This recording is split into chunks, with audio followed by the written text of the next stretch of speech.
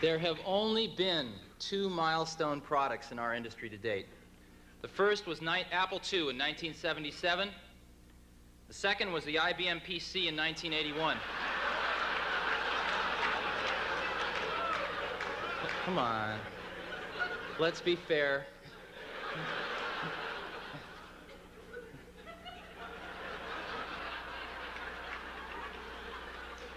What we need now is the third industry milestone product, and that's what Macintosh is all about.